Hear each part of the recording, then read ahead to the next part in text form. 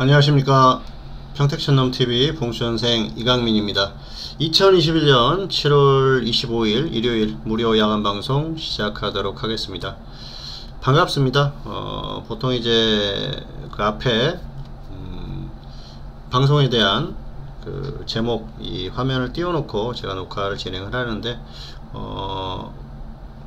그 화면이 지금 기존에 만들어놨던 게 없어졌어요. 그래서 오늘은 방송을 이대로 진행을 하도록 하겠습니다. 그래서 오늘 같은 경우에는 역시 뭐 시장에 대한 설명 드리도록 하겠고요. 그리고 또 관심 종목 정리를 하도록 하겠습니다. 자, 일요일입니다. 현재 방송을 녹화를 진행을 하고 있는 건 토요일이에요. 토요일 저녁인데 늦은 시간에 이렇게 녹화를 진행한 게 참 오랜만인 것 같습니다. 어쨌든 느낌이 또 새롭고요. 오늘 보니까 하루종일 올림픽 그 방송을 하고 있더라고요. 뭐 한국 대표팀 양궁에서 금메달을 오늘 획득을 했죠. 그리고 뭐 펜싱 같은 경우에는 세계 랭킹 1위, 2위 뭐 이런 선수들이 다 떨어졌더라고요. 아쉽더라고요. 그리고 뭐 동메달 따고 그랬는데 한국은 좀 그 문화가 좀 독특하다고 할까요? 외국 같은 경우에는 그러지 않습니까? 사실 올림픽에서 메달을 딴 것 자체가 굉장한 거거든요. 그런데 한국은 금메달을 따지 못하면은 마치 좀 실패한 듯이 그렇게 생각을 많이 했는데 뭐 지금도 그런 경향이 좀 있는 것 같아요. 하지만 최근에 보면은 많이 변한 것 같기는 합니다. 최근에는 역시 그 올림픽에 출전을 해서 열심히 노력한 사람들이 또 스타가 되기도 했었고요. 뭐 그랬는데 아직까지도 한국에서는 역시 금메달을 따야 된다, 그런 생각들이 강한 것 같아요. 오늘 뭐 그 보니까 뭐 태권도도 또 아쉽게 결승 진출도 실패를 했고 양궁은 역시 강하더라고요. 양궁은 그 차를 타고 가면서 이렇게 봤는데 뭐 그 한국 나이로 18살 그리고 그 여자 선수가 21살 그 혼성에서 금메달을 땄는데 참 그 강한 것 같습니다. 양궁이라는 게 사실 한국에서 시작된 게 아니지 않습니까? 한국은 국궁이라고 그러지 않습니까? 그런데 외국에서 만든 건데도 한국의 어떤 그 집중력 이런 것들을 따라가지를 못하는 것 같아요. 굉장한 것 같습니다. 그 한국에서 역시 그 대회에 나가서 메달 따는 것보다 더 어려운 게 국가대표가 되는 종목들이 몇 종목이 있죠. 양궁 그리고 태권도 이렇게 꼽을 수가 있겠는데요. 뭐 태권도는 어마어마한 그 선수들이 인구가 있기 때문에 굉장히 어렵고요. 양궁도 마찬가지입니다. 양궁은 거의 뭐 정말 6개월 이상 대표 선발전을 한다고 해도 과언이 아니죠. 뭐 엄청난 그 숫자가 그 화살 쏴가지고 그 8명을 출연하지 않습니까? 그래가지고 또 8명 중에서 남녀 각각 4명씩을 선발을 하고 마지막에 또 1명을 더 줄이고 엄청난 것 같습니다. 그래서 그렇게 이제 선발을 하기 때문에 이런 결과가 나오지 않나 생각을 하고요. 그리고 뭐 생체 리듬이라든지 특히 여성 선수들의 어떤 그 생체 리듬까지 그 파악을 해가지고 어떤 때 가장 컨디션이 좋은지 그런 것까지 생각을 해서 그 훈련을 시켰던 게 한국이 최초지 않습니까? 그래서 이제 올림픽 같은 데 보면은 대부분 외국 감독들도 뭐 중결승 결승 이렇게 올라가다 보면은 한국인들이 많아요. 그래서 역시 뭔가가 잘 되면은 다 이렇게 인력 수출도 가능하구나, 그런 생각이 듭니다. 뭐 태권도 지도자들도 마찬가지 않습니까? 자, 어쨌든 뭐 올림픽도 좋지만 우리는 또 시장에서 수익이 나야 되기 때문에 잘 또 대응하셔가지고 좋은 결과들이 있도록 기원을 하겠습니다. 어쨌든 오늘은 뭐 이게 그 PPT는 없지만은 다음 주부터는 또 PPT를 정상적으로 띄워 드리도록 하겠고요. 뭐 PPT 안 좋아하시는 분도 계시기 때문에 역시 시장에 대한 설명 그리고 또 종목 이렇게 전달을 하도록 하겠습니다. 자, 지난주에 제가 이번주에는 조정 후에 반등이 나올 거라고 말씀드렸는데요. 생각보다는 조정이 깊었고요. 생각보다는 반등이 약했어요. 그래서 이번주는 예상보다는 약했다 그런데 제가 이제 그동안 꾸준히 말씀을 드렸듯이 코스닥은 강해요. 코스피가 완전히 무너지지만 않으면 코스닥은 더 강할 것이라고 말씀드렸지 않습니까? 그런데 역시 코스닥은 강한 모습이 나왔습니다. 이번 주에도 고점 뚫어줬죠. 역시 뭐 최근 최고가를 다시 또 뚫어줬어요. 뭐 근데 이제 길게 보면은 2000년 초반에 버블이 있었지 않습니까? 이때는 뭐 IT 버블이 있어가지고 이때를 뛰어넘지를 못하죠. 이때 있었던 종목들이 다음 네이버 이런 종목들이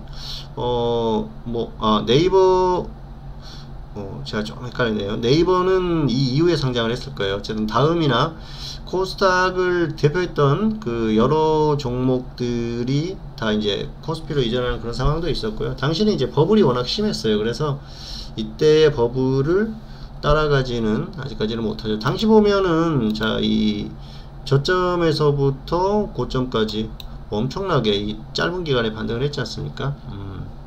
그래서 뭐 이때는 사실 그 IMF가 끝나기 전부터 저점을 찍고 반등을 시작을 해서 엄청난 급등이 나왔었죠. 당시에 뭐 몇십 배씩 가는 종목들이 허다했지 않습니까? 그리고 나서 버블이 꺼지면서 엄청나게 폭락을 했었죠. 코스피는 이것보다는 심하지는 않죠.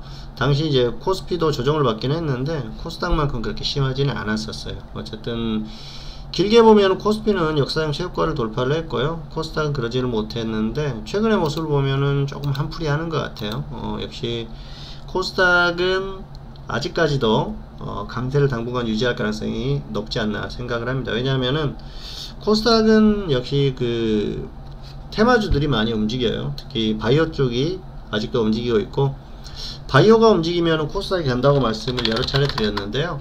바이오는 지금 가격 메리트가 나쁘지 않아요. 이게 많이 움직인 것 같은데 최고점이 2020년 12월이지 않습니까? 그래서 최고점하고 아직도 최고점을 돌파를 하지 못했어요. 코스닥을 볼까요? 코스닥 지수는 그런데 돌파를 했죠. 다른 업종들이 강했다는 거예요. 그러면은 바이오가 고점을 뚫어주면 어떻게 될까요? 코스닥은 고점을 계속 뚫을 수가 있겠죠. 근데 바이오는 조금 더 갈 것 같아요. 지금 이게 자 보면은 뭐 헤드앤숄더에서 여기서 무너졌어야 되지 않냐 뭐 그렇게 생각할 수도 있는데, 지금 보면은 이제 고점 이후에 눌림목 그리고 나서 반등 구간으로 보고 있어요 아직까지. 그래서 뭐 조정을 받을 수는 있습니다. 그런데 결국은 또 반등을 하면서 고점을 뚫어줄 것이다 그렇게 보고 있기 때문에 코스닥은 조금 더 움직일 가능성이 상당히 높다. 그리고 테마주들이 계속 움직일 것이라고 보고 있습니다. 어쨌든 그런 면에서 나쁘지 않고요. 자, 이번주 코스피 지수가 좀 약했죠. 수급을 보면은 역시 개인들이 초반에 매수를 했었던 것, 지수가 좋지 않았었고요. 그리고 역시 목요일 금요일 매도를 하면서 흐름이 나왔는데, 뭐 포인트는 이겁니다. 미국 시장이 초반에 조정을 받고 반등이 나왔기 때문에 이런 흐름이 나오고 있다 그렇게 보시면 될 것 같고요. 미국은 계속 강할 것이라고 말씀드렸지 않습니까? 그래서 한국 시장도 조정을 받는 게 한계가 있을 것이라고 말씀드렸고 고점에서 움직일 것이다, 그리고 고점을 다시 뚫어줄 것이라고 말씀드렸는데 미국 시장이 워낙 강하기 때문에 다시 뚫어질 가능성이 높다고 보고요. 이번 주는 제가 조정 후에 반등이라고 말씀드렸는데 다음 주는 반등 후에 조정 가능성이 높습니다. 그래서 3300선을 다시 뚫어줄 거라고 말씀드렸는데 여기를 뚫을 수도 있어요. 이번 주에 뭐 뚫을 수도 있는데 월요일 화요일 반등하고 조정을 받으면은 못 뚫을 가능성이 높고요. 수요일까지 반등하고 조정을 받으면은 터치할 가능성도 있습니다. 어쨌든 그리고 나서는 목요일 금요일 정도는 조정받을 가능성이 높지 않나 생각을 하는데요. 이번 주에는 뭐 박스권을 이 정도로 보시면 될 것 같아요. 한 3230에서 3300 정도 사이 이 정도 보시면 될 것 같고요.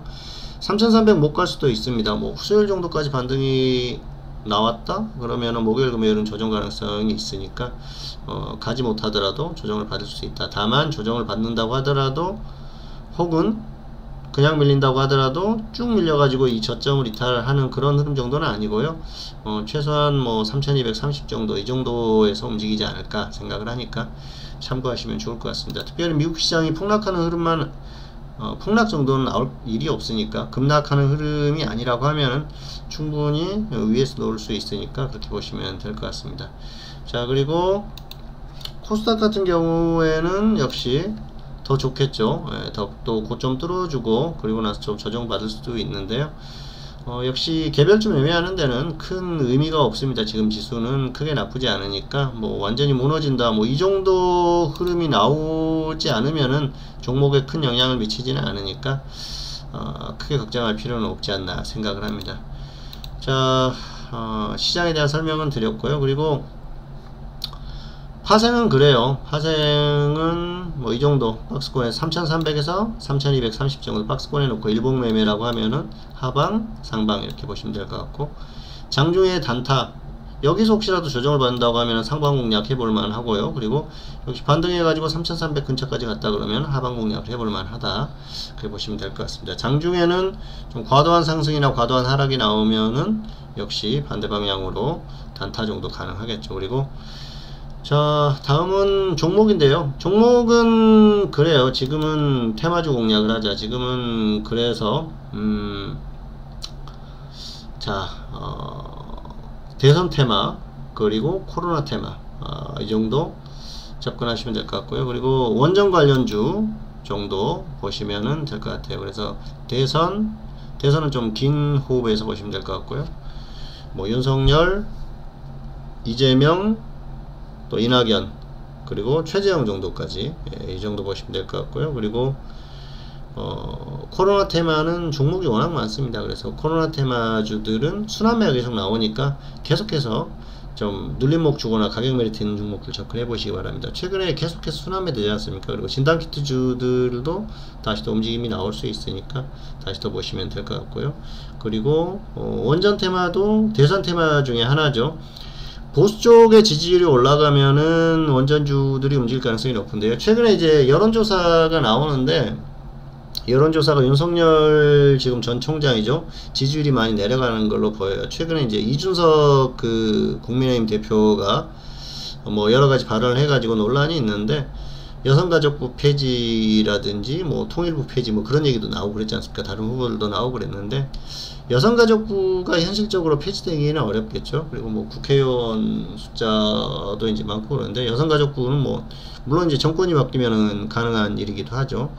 어쨌든 아직까지는 아마 그 국민의힘에서도 반대하는 그 입장이 많을 거예요. 그래서 그 국민의힘의 전체적인 당론이라고 보기에는 어렵다. 다만 여성가족부가 그동안에 좀 그 역할을 제대로 하지 못했기 때문에 이런 얘기가 나오지 않았나 해서 좀 아쉽고요. 여성가족부라는 게 여성들을 보호하기 위해서 만들어진 그런 그 어쨌든 부서 아니겠습니까? 그래서 좀 제대로 좀 역할을 해줬으면 좋겠어요. 사실 뭐 그 남성분들도 누군가의 자식이고요.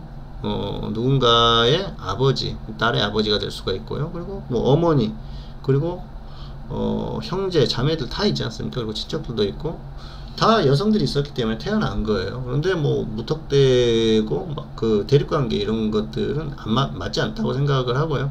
여성 입장에서도 마찬가지입니다. 남성에 대해서 무조건적으로 비판하고 이런 것들은 올바른 시각은 아니라고 보거든요. 그래서 정상적으로 어떤 그 사회적인 그 보편타당한 기준에서 벗어났을 때 그에 대해서 그 반대 입장이라든지 이런 것들을 얘기를 하는 것이지, 무조건적으로 비판하는 건 좀 옳지 않다, 그렇게 보고 있고요. 아직까지는 역시 여성들의 인권이 남성들에 비해서는 좀 떨어진다, 사회적인 어떤 영향력이 떨어진다. 그래서 아직까지는 좀 필요하지 않을까 생각을 하고요. 좀 정부에서도 힘을 써야겠죠.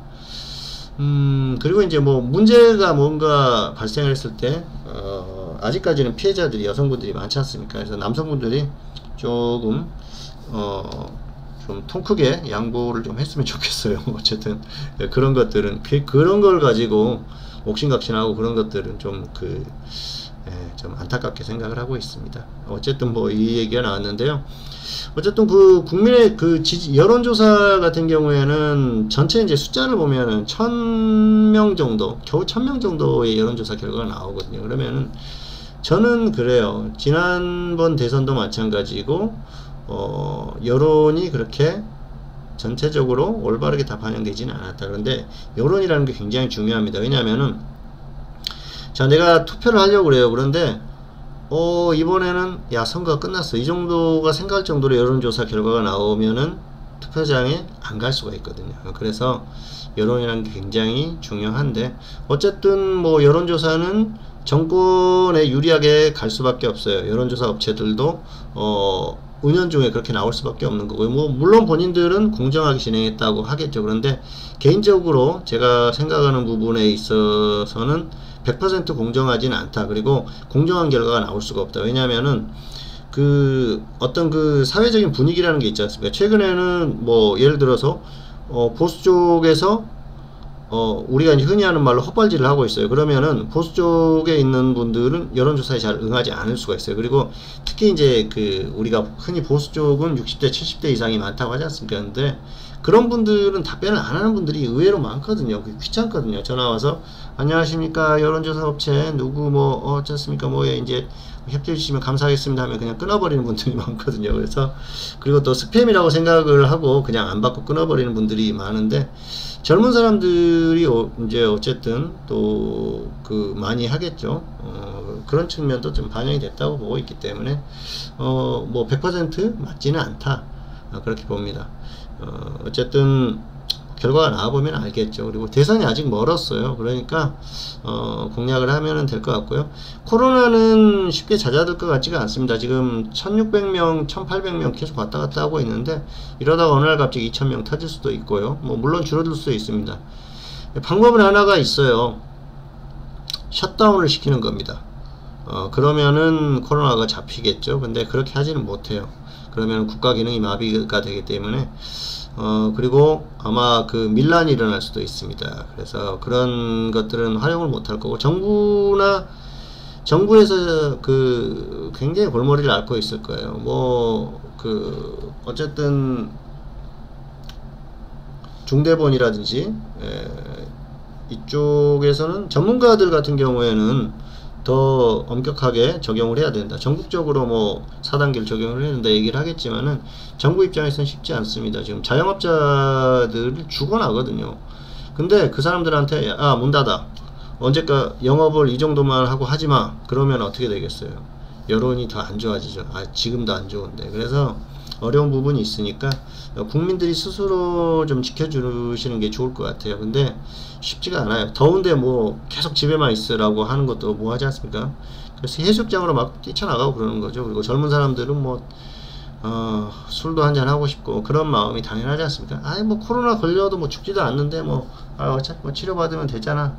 최근에 보니까 코로나 치료센터에 그 20, 30대들이 젊은 사람들이 많이 입원을 했대요. 근데 이 사람들이 맨날 택배를 시키고, 그러니까 그리고 막 치료에 협조 안 하는 분들도 있고 그런 분들이 많이 있어가지고 간호사분들이나 의료진들이 고생을 많이 하더라고요. 그래서 코로나 걸리지 않게 조심을 합시다. 우리가 조심을 하시는 게 좋을 것 같고요. 안 걸리는 게 최선이고요. 또 백신 순서 되면은 꼭 맞으시고, 그래가지고 대한민국은 저력이 있는 국가지 않습니까? 전 세계에서 평균 IQ가 가장 높은 나라가 대한민국이라고 그러지 않습니까? 어쨌든 뭐 최상위권에 가지고 있는 머리를 가지고 있고, 그리고 코로나 발생 이 환자 숫자들만 보더라도 전 세계에서 가장 그 국민들이 협조를 잘하는 국가 중에 하나예요. 마스크 꼬박꼬박 쓰고 다녔지 않습니까? 한 1년 정도만 고생하시면 될 것 같으니까 조금만 더 참으시자고요. 1년 뭐 금방 가지 않습니까? 예. 어쨌든 뭐 그렇다고 말씀드렸고요. 제가 뭐 이렇게 말씀드린다고 해서 전 국민이 듣는 게 아니니까 뭐 소용은 없겠지만은 듣는 분들이라도 잘 협조를 해주시면 좋을 것 같습니다. 그래서 대선, 코로나, 그리고 이제 원전 정도 보시면 될 것 같고요. 자, 그동안 추천했던 종목들 한번 볼까요? 지난번에 추천했던 종목들, 인바이오젠, 자, 이 종목 이번 주에 움직임이 나왔죠. 근데 생각보단 조정을 좀 덜 받았어요. 조정을 받고 반등이 나오긴 했는데 어쨌든 움직임이 다시 나오죠. 그래서 역시 움직임이 나오는 종목이다 볼 수가 있겠고요. 시스웍 같은 경우에는 조정을 더 받았어요. 이건 가격 메리트가 좋은 것 같아요. 한번 좀 분할로 들어가 보셔도 되는 가격이고요. 링네트도 조정을 더 받았습니다. 시스웍이나 링네트는 한번 다시 갈 거예요. 그래서 이 두 종목은 이렇게 밀릴 때 가기보다는 옆으로 좀 횡보하는 흐름이 나올 때 그때 접근을 하시면 될 것 같고요. 관찰을 해보시면 될 것 같습니다. 그리고 소마젠도 역시 마찬가지죠. 옆으로 횡보하면 한번 들어가 볼만 하고요. 인터파크는 조정을 조금 더 받으면 좋다고 말씀드렸는데 조정 안 받고 바로 또 반등이 나왔어요. 근데 인터파크 같은 경우에는 뭐 단기적으로 들어가 볼 만하다고 말씀드렸지 않습니까? 근데 역시 목요일에 한번 급등이 나왔고요. 조정 받으면 다시 한번 들어가 볼 만 합니다. 여전히 지켜볼 만한 종목이고요. 그리고 모두 투어는 이렇게 찌글찌글 하고 있는데 이것도 한번 움직일 거라고 보고 있습니다. 그리고 DSC 인베스트먼트 이 종목도 뭐 크게 조정받지는 않았지만 조정을 약간 더 받았으니까 가격 메리트는 괜찮다 보고 있습니다. 그래서 계속해서 관찰을 할 필요가 있을 것 같고요. 이런 종목들도 횡보하면 들어가는 면 좋죠.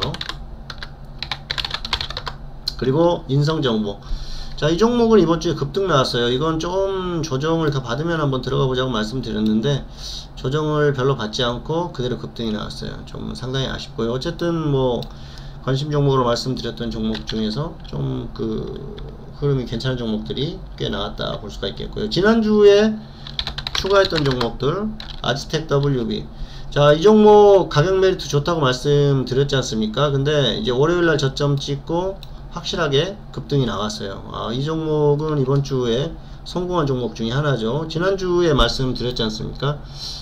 굉장히 좋은 결과가 나왔고요. 자, 이 종목은 조정받으면 다시 들어가 볼 만합니다. 3,500원 아래 정도까지 한번 기다려 볼 필요가 있지 않나 생각을 하고요. 이 종목은 상당히 아쉬워요. 왜냐하면 유료연한테도 추천하려고 그랬는데 월요일날 제가 이 종목을 종가까지 계속 지켜보다가 놓쳤어요. 상당히 아쉬운 종목이고요. 화요일에도 고민하다가 좀 놓쳤던 그런 종목입니다. 자, 그리고 제일바이오는 이 종목 조정받으면 들어가자고 말씀을 드렸는데 이 종목 조정 충분히 받았습니다. 그래서 가격 메리트 발생을 했고요. 횡보하면은 한번 접근해 볼만 하지 않나 생각을 합니다. 그리고 한전 KPS 뭐 조정은 크게 받지 않네요. 근데 이건 옆으로 계속 횡보하는 흐름이 나오면은 한번 좀 단기적으로 접근해 볼만 하지 않나 생각을 합니다. 그리고 자, 네, 제가 말씀을 잘못 드렸네요. 자, 이번 주에 새로 추가한 종목, 이거 제가 이제 착각했네요. 세 종목인데요. 아즈텍 WB, 그리고 한전 KPS, 자, 그리고 제일바이오, 이 세 종목을 추가를 했습니다. 자, 먼저 아즈텍 WB 같은 경우에는 이것도 코로나 관련 이슈로 움직임이 나왔죠. 이번 주에 급등을 했어요. 이 종목은 제가 사실 월요일에 추천을 하려다가 화요일에 추천하려다가 놓쳤던 종목인데 좀 아쉽고요. 특히 이제 화요일은 종가에 추천을 해야겠다고 생각을 하다가 깜빡하고 놓쳤던 종목인데 뭐 조정받아가지고 한 3,500원 정도까지 내려오면은 한번 좀 단기로 접근을 해볼만 할 것 같습니다. 분할 매수로. 그리고 자, 제일바이오는 조정 확실하게 받았죠. 그래서 횡보하는 흐름이 나오면은 단기적으로 접근을 해보자. 그리고 한전 KPS, 자, 이거 원전 관련주예요. 근데 가격 메리트는 별로 없는데 이 원전 관련주들이 계속 움직임이 나오니까 크게 조정을 받지 않더라도 횡보를 계속 한다 그러면은 한번 좀 다른 원전주들이 움직일 때 접근해 볼 만하지 않나. 그래서 이번 주 관심 종목 3개로 한번 골라봤습니다. 그래서 뭐 기존에 있던 종목들 볼만한 종목들 말씀드렸고요. 그래서 이번 주에 추가된 종목들 특히 제일바이오라든지 아즈텍 WB 같은 경우에는 제일바이오는 가격 메리트가 발생을 했고요. 아즈텍 WB는 좀 아래쪽으로 조정을 받으면 분할 매수로 한번 접근을 해보시기를 바라겠습니다. 자, 그리고 마지막으로 이번 주 최근에 정리했던 종목을 설명을 드린다고 하면은, 첫 번째는 OIMINT인데요. 이 종목은 3,700원 정도 추천을 했어요. 그래서 이 종목은 이날 매도를 했죠. 그래서 플러스 100%의 매도를 했습니다. 그래서 단기에 굉장히 성공한 종목이고요. 이 종목은 또 뭐 조정을 더 받는다든지 하면은 다시 한번 추천할 생각이 있는데, 단기에 역시 운까지 따라주는 그런 흐름이다. 그래서 최근 종목 흐름은 괜찮고요. 진매트릭스 같은 경우에는 이 종목은 계속 빠지길래 이날 정리를 했어요. 그래서 플러스 30%, 31% 매도를 했는데 나쁘지 않습니다. 최저점에서 매수를 했기 때문에 끌고 가도 되는데 계속 빠지면 아쉽죠. 그래서 일단 정리를 하고, 여기에서 이제 더 빠지면은 한번 또 다시 추천을 할까 고민을 하고 있는데요. 지켜보는 종목이고요. 최근에는 종목 컨디션이 괜찮아요. 추천하는 컨디션이라든지 이런 것들이 괜찮으니까 참고를 하시면 좋을 것 같습니다. 자, 그리고 역시 유료전략 같은 경우에는 정확하게 종목과 기준가를 찝어드리고 어떻게 대응을 하라고 계속해서 문자로 전달을 하고 있고요. 게시판을 통해서 전략을 전달을 하니까 훨씬 매매하기 편하죠. 그래서 직장인들도 다 문자만 받고도 매매를 하고 있으니까 역시 직장인들도 역시 참고를 해서 합류를 해도 괜찮다는 말씀을 다시 한번 드리겠습니다. 어쨌든 컨디션 괜찮고 운이 좋을 때, 운이 따라줄 때 이렇게 활용을 해 보시는 게 또 좋을 것 같고요. 올해는 자신 있다고 말씀을 드렸는데요. 역시 5월부터 계속 흐름이 서서히 나오고 있어요. 그래서 그런 것들이 이어질 가능성이 상당히 높다고 보고 있고, 저도 자신감도 있고 컨디션도 괜찮으니까 참고하시면 좋을 것 같습니다. 자, 토요일 밤입니다. 저녁 또 잘 보내시기 바라겠고요. 마지막으로 평택촌놈 TV 구독, 좋아요 부탁드리도록 하겠습니다. 구독하시고 알람 설정 해 놓으시면 새로운 동영상 올라오면 금방 확인하실 수 있으니까 활용하시기 바라겠고요. 저는 여기서 마치도록 하겠고요. 다음에 또 찾아뵙도록 하겠습니다. 오늘 방송은 여기서 마치도록 하겠습니다. 감사합니다.